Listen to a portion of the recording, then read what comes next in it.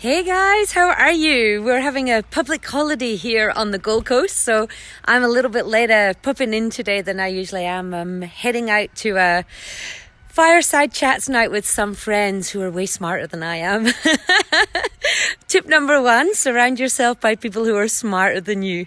It's the coolest thing ever and you get to learn so much from them. Anyway, what I wanted to pop in and offer you tonight is that question of your why. I find that being a woman in business, maybe it's for men too, but particularly for women. And I don't know if it's that we're having to justify ourselves for wanting a career, or I'm not sure what it is. But so many other women want you to have this huge why for your business. And I don't mean a practical why, like we need more money, or I'm good at it and so I'm just going to do it, or anything like that. People want you to have like a huge big why. So for some people, they have a why, you know.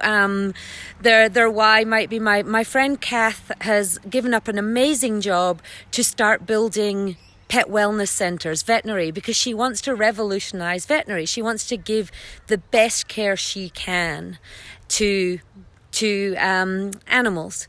I have another friend who for a living does amazing documentaries. She spends most of her time fighting for funding, and her next documentary she's dreaming of is filming about refugees in South Sudan. Talk about having a big why. And oh my gosh, it makes you feel some pressure, right? But for me, as I hinted on the other day, when I started Cake to the Rescue, it wasn't because I had this massive why. I just knew I was good at it. It would be really fun, and it was something I would enjoy doing, and something I was passionate about, and something I would enjoy doing every day.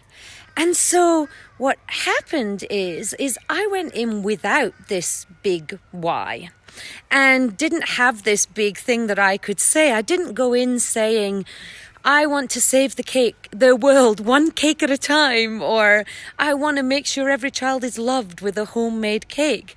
It wasn't what I believed in. It wasn't my huge why. But what I wanted to say to you is, it is okay to go in where your why is, I really like it and I need to make money. I really like it. I'm really interested in doing this for a job, and saving the world just isn't on my agenda, or I don't feel a need to change the thought process of people or to educate people in a direction, whatever that is.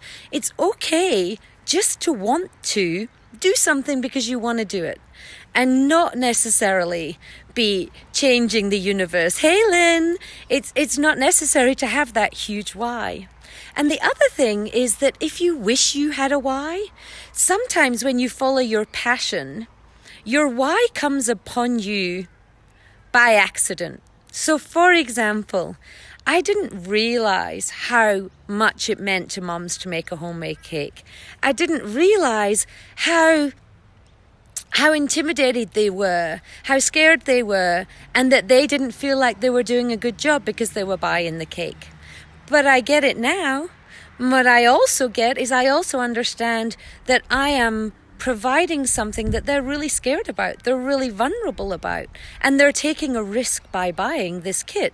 And they're taking a risk of trusting that if I say that they're going to be okay, that they are going to be okay. And so the responsibility that comes with that, having now being emotionally attached to all those people, is huge, and it makes me do my job better, and it has become one of my whys. But what also has happened is I've somehow become a role model, or somebody that people look up to, which I wasn't expecting and I didn't realize was going to happen.